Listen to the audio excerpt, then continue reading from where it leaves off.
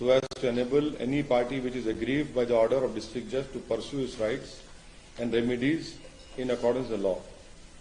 तो जो interim order है वो आज के इस ऑर्डर के बाद भी सुप्रीम कोर्ट ने कहा shall continue to remain in operation pending disposal application. तो 8 हफ्ते का टाइम है, 8 हफ्ते का इसके ऊपर 8 वीक्स का सुप्रीम कोर्ट ने अपने ऑर्डर में कहा था कि 8 हफ्ते का टाइम है, तो 8 हफ्ते के अंदर सुप्रीम कोर्ट का उस पे है। और मैं उम्मीद करता हूं कि इंतजामिया कमेटी इस फैसले के खिलाफ वो अपील करेंगे हाई कोर्ट में। फ्रीज तो है और 711 का ऑर्डर को उन्होंने आज एडिशनल डिस्ट्रिक्ट जज ने कहा है। मेरा मानना यह है कि ये जो आज ऑर्डर आया है इससे देश में अब बहुत सी चीजें शुरू हो जाएंगी। हर कोई जाकर ये कहेगा कि नहीं नहीं 15 अगस्त 1947 से पहले से हम यहां पर थे, तो फिर 1991 का जो places of religious worship act है वो तो उसका मकसद ही फेल हो जाता है, क्योंकि 91 का एक्ट इसलिए बनाया गया था ताकि इस तरह के कॉन्फ्लिक्ट जो है वो हमेशा के लिए खत्म हो जाए। मगर आज के ऑर्डर के बाद ऐसा लगता है कि फिर अब ये लिटिगेशन शुरू हो जाएगा इन तमाम इश्यूज के ऊपर और हम दोबारा 80 और 90 के दहे में वापस जा रहे हैं। फिर इससे अगर खुदा ना खास्ता अगर हम 80 और 90 के दहे में वापस चले जाएंगे तो ये हर जगह पर एक डिस्टेबलाइजिंग इफेक्ट पैदा हो जाएगा।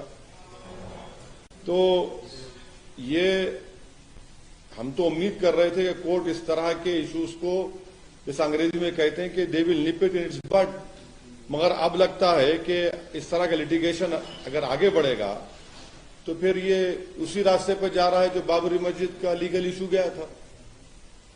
अब आप बोलेंगे नहीं नहीं टाइटल नहीं है, वहां पर ऐसा करने की इजाजत दी जाए। अरे भाई तो फिर कैसा होगा ये? अच्छा, और आप इस बात को समझिए कि ये जो नरेंद्र मोदी भारत के प्रधानमंत्री ने जो बड़ी मंदिर का इनॉग्रेशन किया था ना अभी साल 1.5 साल पहले, क्या आप लोगों को मालूम है कि प्लॉट नंबर 93-94 एक्सचेंज किया गया मुसलमानों से? नहीं, इसकी बात कर रहा हूं मैं, इसी काशी की मंदिर की बात कर रहा हूं। प्लॉट नंबर 93-94 को मुसलमानों से एक्सचेंज किया गया। एक प्लॉट लेकर दूसरा घर दिया गया। तो जब एक्सचेंज होता है तो मालिक से होता है ना, मालिक से एक्सचेंज कर रहे हो और आप आज ही ऑर्डर आ रहा है। ये जो प्रधानमंत्री ने जो इनॉग्रेशन किया, जो पूरे उसको बताया कि मॉडर्नाइज किया गया, उसको तोड़ा गया, बनाया गया, एक्सचेंज हुआ है प्रॉपर्टी का। अब इसको क्या बोलेंगे? और उसके एक्सचेंज के रजिस्टर्ड डॉक्यूमेंट्स हैं, रजिस्टर्ड डॉक्यूमेंट्स हैं। आप बोल रहे हैं कि ये बात कैसी कहते हैं फिर आप? दूसरी बात यह है कि 1883-84 का खसरा है जिसमें लिखा गया प्लॉट नंबर 9130, ये प्लॉट नंबर 9130 है, उसमें उर्दू में लिखा है कि मकबूज़े अहले इस्लाम मस्जिद। तीसरी बात आप देख लीजिए कि ये जो है प्लॉट नंबर 9130 26 फरवरी 1942 को वक्फ का गजट इशू हुआ था। 1942 को 1942 26 फरवरी वक्फ गजट इशू हुआ था कि ये मस्जिद वक्फ है। दूसरा एक केस हुआ था 1936 का जिसका दीन मोहम्मद वर्सेस स्टेट, 1937 में जजमेंट आया। जजमेंट में कहा गया कि मस्जिद के नीचे की जमीन, घर नॉर्थ और साउथ पे पूरा वक्फ है। अब इससे बड़ा आपको मैं 3 सबूतें दे रहा हूं। फिर ऊपर से 91 का एक्ट है। अगर कोई ये कहेगा कि भाई 15 अगस्त से पहले मेरा कब्जा था, तो फिर 91 का एक्ट के माने क्या है? आप तमाम जिम्मेदार हैं। माने जितने यहां पर जर्नलिस्ट बैठे हैं, जो जब बाबरी मस्जिद का जजमेंट आया था, उन आप तमाम आता कि देखिए ये जजमेंट जो बाबरी मस्जिद का आया है, अब और मुश्किलात पैदा हो जाएंगी क्योंकि फेथ के ऊपर जजमेंट दिया गया था। अब 91 का एक्ट है और सुप्रीम कोर्ट ने बाबरी मस्जिद जजमेंट में कहा कि भाई जो माजी में जो कुछ भी था उसको हम खोलेंगे नहीं। 15 अगस्त 1947 को जो था वही रहेगा। अब यहां पर ये कह रहे हैं कि नहीं 15 अगस्त से पहले हम है, तो फिर अब आप देखते जाएंगे कि एक के बाद एक अब केसेस पढ़ते जाएंगे। इसका असर क्या होगा देश में फिर? नहीं, इसका असर ये होगा कि डिस्टेबलाइजिंग इफेक्ट पैदा होगा। कुछ लोगों का कहना है कि बाद तक जो 91 का जो वर्षिप एक्ट है उसको इलेक्शन बाद तक पूजा होता रहा, उसमें आरती होती रही 1993 तक। नहीं, 91 का एक्ट क्या कह रहा है? अगर आप कोई ऐसा काम करेंगे जिससे nature of the religious place change हो जाता है तो फिर 91 का एक्ट किस माने रखता? बोलिए आप, क्या माने रखता?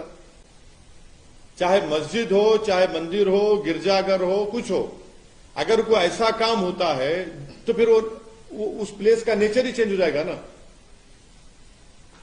ठीक है, अभी तो ये 7/11 का ऑर्डर आया है सुप्रीम कोर्ट का, जो 20 मई का ऑर्डर है, उन्होंने 8 हफ्ते का उसमें फ्रीज लगाया है। अपील होनी चाहिए, अपील जरूर होगी।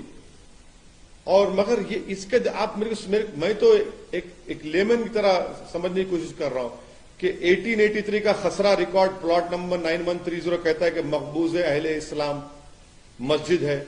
दूसरा 1936 का दीन मोहम्मद का जजमेंट है जो 1937 में आया, जिसमें कहा कि मस्जिद हाउस, मस्जिद के नीचे की जमीन, नॉर्थ साइड पूरा वक्फ है। तीसरा 1942 का वक्फ है, 26 जनवरी 1942 का, जिसमें कहा गया कि ये वक्फ है। चौथा ये है कि ये जो एक्सपेंशन हुआ काशी मंदिर का, उसमें आपने मुसलमानों से एक प्लॉट एक्सचेंज किया, आपने एक प्लॉट लिया मुसलमानों से और आपने एक प्लॉट दिया है और रजिस्टर्ड डॉक्यूमेंट्स है उसके। फिर 91 का एक्ट है। नहीं, सुनिए एक मिनट, टाइटल सूट नहीं है ना। तो अगर टाइटल आपके पास है सोमित, और मैं बोलूंगा कि ठीक है टाइटल आपके नहीं, मैं अंदर आके बैठता हूं थोड़ी देर, तो आपका फिर नेचर नहीं चेंज होगा प्रॉपर्टी का। समझा करिए इस बात को, मैं आपको एग्जांपल्स दे रहा हूं, ये सब चीजें, इसका डिस्टेबलाइजिंग इफेक्ट पैदा हो सकता है पूरे देश में। मैंने पहले ही इस बात का अप्रीहेंशन का इजहार किया था कि 91 का एक्ट जरूर है, मगर अगर सबको ये प्ली लेगा कि 15 अगस्त से पहले कुछ था तो फिर 91 का एक्ट क्या है? फिर ये सुप्रीम कोर्ट ने क्या बाबरी मस्जिद के जजमेंट में नहीं कहा था कि ये कॉन्स्टिट्यूशन के बेसिक स्ट्रक्चर का हिस्सा होगा? फिर ये कोर्ट का ऑर्डर कैसे आता है बताइए हमको? कोर्ट को तो चाहिए कि इन चीजों को इनिशियल स्टेज में ही रोक लगानी चाहिए। अभी कुछ हुआ नहीं है, फ्रीज है, उसमें अपील होगी। मगर हम ये कह रहे हैं कि आप तो एक दरवाजा खोल दिया। जिस बात का मुझे डर था अब वो चीजें हो रही है सामने हमारे। हाँ, हिंदू पक्ष का मानना है कि 93 तक वहां पर पूजा चलती थी और ये मुसलमान की तरफ से 91 एक्ट का वायलेशन। क्या पूजा? मैं 91 का एक्ट है ना, तो 91 का एक्ट क्या बोलता है? 15 अगस्त 1947 को बाबरी मस्जिद को छोड़कर जितने इबादत गाहें हैं उसका नेचर चेंज नहीं होगा। वो कहता ही नहीं कहता है। मैं आपको एग्जाम्पल दे रहा हूं 1883-84 का खसरा रिकॉर्ड, उसमें कहा गया कि मस्जिद है। मैं आपको एग्जाम्पल दे रहा हूं 1936 का दीन मोहम्मद वर्सेस स्टेट केस था, जिसमें 1937 में कहा गया कि मस्जिद है, इसमें घर है, अतराफ में जमीन नीचे की नॉर्थ साइड पूरी वक्फ है। फिर मैं आपको बता रहा हूं 1942 26 फरवरी को वक्फ गेजेट इशू हुआ कि वक्फ है। चौथा मैं आपको कह रहा हूं कि जब ये काशी का एक्सपेंशन हो रहा था जिसको प्रधानमंत्री ने इनॉग्रेट किया, उसमें प्रॉपर्टी एक्सचेंज हुई रजिस्टर्ड डॉक्यूमेंट्स के साथ। फिर क्या है? फिर ये हमको तकलीफ इस बात की है कि सब रहने के बावजूद भी आज ये सब हो रहा है। अब कोर्ट का फैसला है, ठीक है, मगर अपील होगी। और मेरा अप्रीहेंशन का तो मैं इजहार कर चुका हूं। सर, आप बाबरी मस्जिद का केस ला रहे हैं, इसमें तो आप बाबरी मस्जिद और इसको क्यों कंपेयर कर रही हैं? नहीं तो देखिए सुनिए, बाबरी मस्जिद कैसे शुरू हुआ? बाबरी मस्जिद कैसे नहीं, बाबरी मस्जिद शुरू कैसे हुआ? आपने रात के अंधेरे में जाकर वहां पर मूर्तियां रखकर आपने उसको सील कर दिया। और फिर आपने बगैर मुसलमान को पूछे वहां पर आपने पूजा शुरू कर दी। फिर राजीव गांधी प्रधानमंत्री जब थे, आपने बगैर मुस्लिम पक्ष को सुने आपने ताले खोल दिए। सुप्रीम कोर्ट को आपने वादा किया कि बाबरी मस्जिद को हाथ नहीं लगाएंगे, 6 दिसंबर को आपने मस्जिद को शहीद कर दिया। अगर मस्जिद शहीद नहीं होती बाबरी मस्जिद की तो कोर्ट का ऑर्डर क्या आता? ठीक है, कोर्ट का सुप्रीम कोर्ट का ऑर्डर आ गया।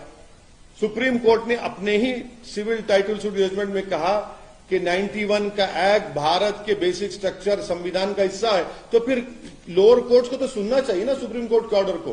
सर, तो इस फैसले से ये जो आया है उससे एक आम मुसलमान डिसअपॉइंटेड हुआ है, आप डिसअपॉइंटेड? बिल्कुल सेटबैक है ये सेटबैक है। इससे देश में डिस्टेबलाइजिंग इफेक्ट पैदा हो सकता है, होगा नहीं हो सकता है, question mark.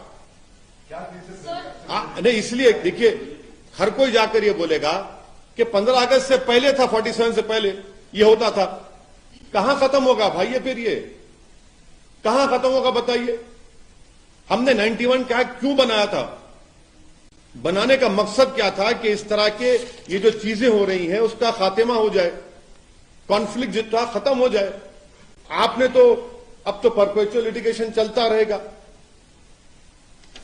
So you are saying that now not only Babri Masjid case or this case as well, you're saying such kind of repercussions will occur as well, because you're saying you're My apprehension is that anyone tomorrow can go and say that no, we were doing such a thing, or we were in possession before 15th August 1947. Then what is the point of passing a 91 Act?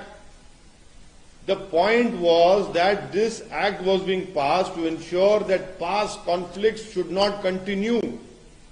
There should not be perpetual litigation. And I am quoting to you that in this particular case, the Khasra record of 1883-84 clearly says that plot number 9130 is Maqbooze Ahl Islam Masjid. Secondly, I am reminding you that in 1936, a case of Deen Muhammad versus State, the court in its judgment in 1937 clearly said that the masjid and the land beneath the masjid, house and on the north side, all are waqf properties. Thirdly, on 26 February 1942, a waqf gazette was issued that is a waqf property. And fourthly, in this whole Kashi expansion which happened, which the Honorable Prime Minister inaugurated, a property was exchanged from the Muslim side. A registered document is there. Now if you exchange a property with me as the owner, why did you exchange that property then? So I am saying, and listen to, I am saying that this will have more problems will be created, a destabilizing effect can happen in India. The whole purpose of 91 Act is failing then. Though the Supreme Court on 28th of May 2002 have given an 8 weeks freeze after whatever order is given by the district by the district judge, I am sure that the Intizamiya Committee will appeal. They should appeal, and this will go. But my apprehension is being proven right.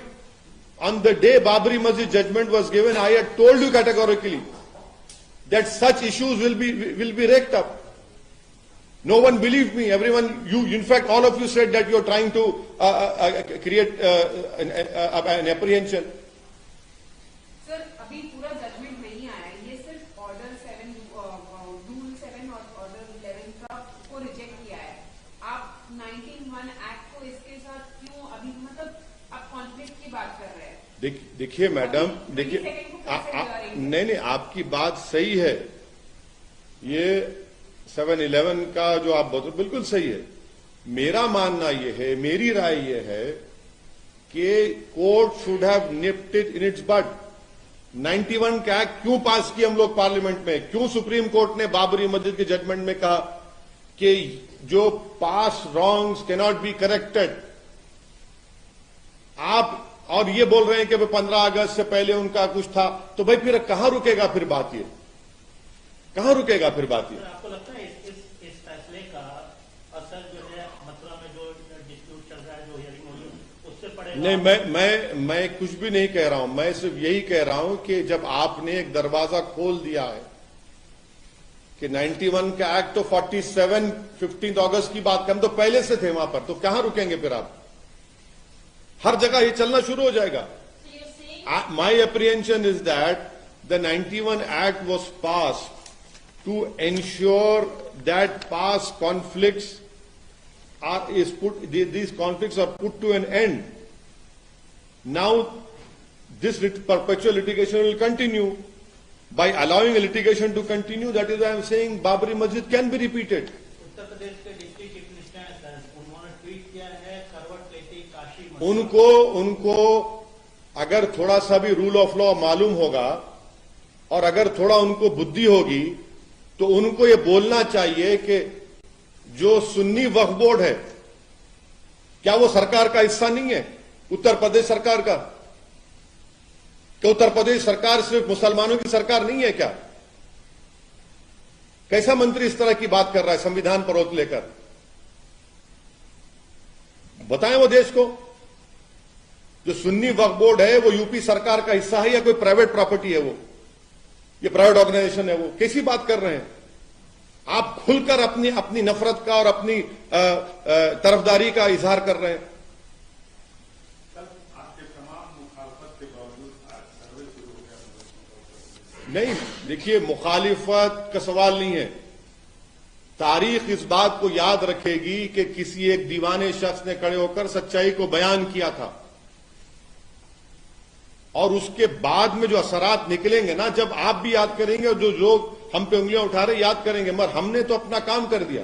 मेरी जो जिम्मेदारी थी मैं उसको निभाऊंगा। मैं जो चीज मुझे लगता है कि ये भारत के लिए ठीक नहीं है, माहौल को खराब कर सकती है और टारगेटेड सर्वे हो रहा है, तो मैं बोलूंगा उसके ऊपर। मैं क्यों ना बोलूं? सर्वे सरकार कर रही है तो अब जो करेंगे उसके बाद क्या करेंगे आप देखना। आपके पास जो रजिस्टर्ड मदरसे हैं, आप उनको अभी तक तनख्वाह नहीं दिए टीचरों को, और ये एक सर्वे सिर्फ मदरसों का क्यों करा? सबका कराइए ना। मिशनरी स्कूल का कराइए, प्राइवेट स्कूल का कराइए, गवर्नमेंट के स्कूल का कराइए। और आपके पास कितने टीचर और बेसिक एजुकेशन में कितने टीचर के पोस्ट खाली है बताइए। कितने टीचरों, कितने स्कूल्स को आपने अच्छा किया वो रिकॉर्ड पेश करिए।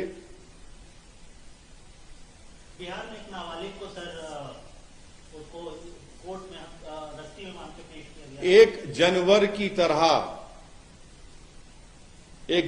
की तरह एक जुवेनाइल को कोर्ट में नीतीश कुमार और राजद की सरकार पेश करती है।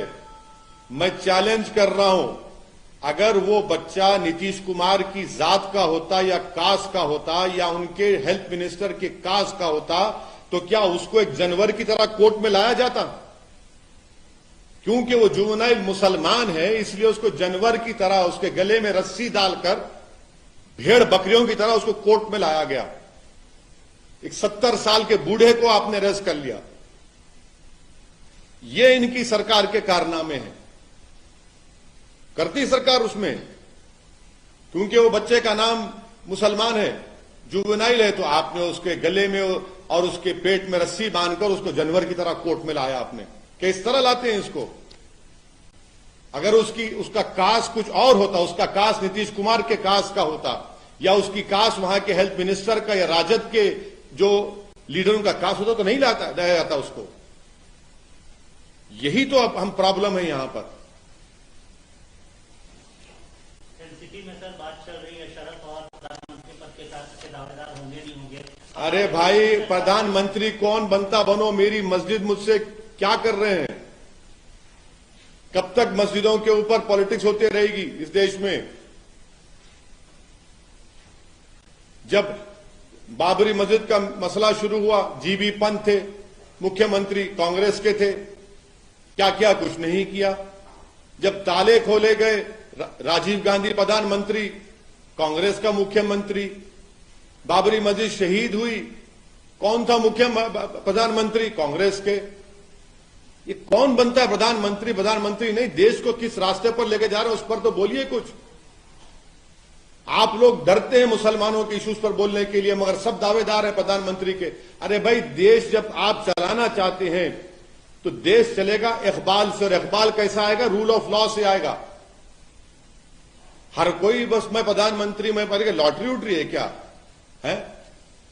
सर लेकिन देखिए चीफ मिनिस्टर के चंद्रशेखर राव खुद बोल रहे हैं कि नेशनल पार्टी लॉन्च करेंगे, तो क्या आप उनका साथ देंगे? आप उनसे जाके पूछिए कब लॉन्च कर रहे हैं, नहीं कर रहे हैं। मैं कैसा बोलूं? मैं क्या? आप उनका साथ देंगे या नहीं? नहीं, के चंद्रशेखर राव लॉन्च करेंगे नहीं करेंगे उनसे पूछिए ना। मैं नहीं, सुनिए, मेरे को इन चीजों की फिक्र हो रही है कि आप ले जाकर मस्जिद को आप बुलडोजर लगा देते हैं। पति के नाम पे घर है, पत्नी के नाम पे घर है, पति को नोटिस से घर तोड़ देते आप। जेल में कौन है? मैं जेल में हूं, मेरे बच्चे जेल में हैं। कौन किस पे यूएपीए लग रहा है? 2-2 साल कौन जेल में रह रहा है? खाली एक रिपोर्टर है आपकी बरादरी का, वो मुसलमान रिपोर्टर था, 2 साल उसको जेल में रहना पड़ा, 700 दिन जेल में रहना पड़ा। सर, गुलाम नबी आजाद ने एक अपने इंटरव्यू में कहा है कि धारा 370 को नहीं बहाल किया जा सकता और ये उनके एजेंडे में नहीं है। किनके एजेंडे में नहीं है? गुलाम नबी आजाद उनके एजेंडे में नहीं है। उनके एजेंडे में नहीं है। अच्छा, उनके एजेंडे में नहीं है तो वो बोलेंगे, वो जाएं वैली में लाल चौक में खड़े होकर बोल दे बात ये, वो जाकर लाल चौक में खड़े होकर बोल दे बात ये।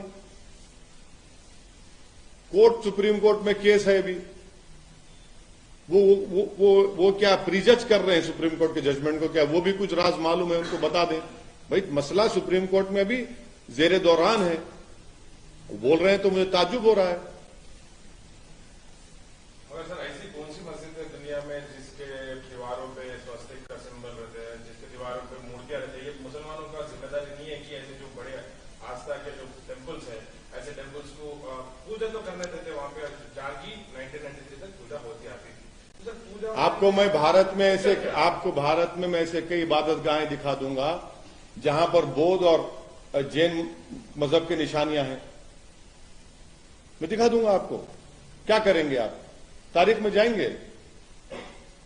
मेरे दोस्त, ये जो आज आप और हम इंडियन बने हुए ना, ये भारत 65,000 साल पहले ईरान से किसान आए थे, फिर सेंट्रल एशिया से, ईस्ट एशिया से लोग आए, उसके बाद आर्यन आए, ये सब बना। फिर ये आप चलिए, फिर हिस्ट्री में जाएंगे तो चलिए, जाएंगे बुद्धिज्म के पास, जब क्या हुआ था बोलेंगे, सब निकलना पड़ेगा ना, फिर रुकेगा क्या? फिर जब जैनिज्म था वहां क्या हुआ देख लेंगे, फिर रुकेगा कहां ये? जब हम मुल्क आजाद हुआ, हमने अपने आप को संविधान दिया और 91 का एक्ट पार्लियामेंट में पास हुआ, फिर सुप्रीम कोर्ट ने उसको कहा कि बेसिक स्ट्रक्चर का भी हिस्सा है। अब उसके बावजूद भी अगर आप जाना चाह रहे हैं तारीख में तो फिर ठीक है, फिर तो सब जाएंगे, सब जाना पड़ेगा।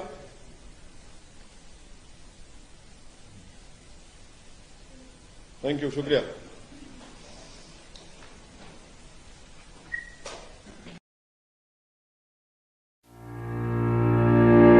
Shri Lakshmi hospital for women and children, जहां मां और बच्चे का एक फैमिली की तरह ख्याल रखा जाता है। नॉर्मल डिलीवरी सिर्फ 15,000 में, ऑपरेशन सिर्फ 30,000 में, HD लेप्रोस्कोपिक ट्यूबेक्टमी सिर्फ 25,000 में, जदीद टेक्नोलॉजी वो इंफ्रास्ट्रक्चर से लेस, मॉड्यूलर ऑपरेशन थिएटर, माहिर गायनेकोलॉजिस्ट डॉक्टर दीपिका MG की निगरानी में ऑपरेशन।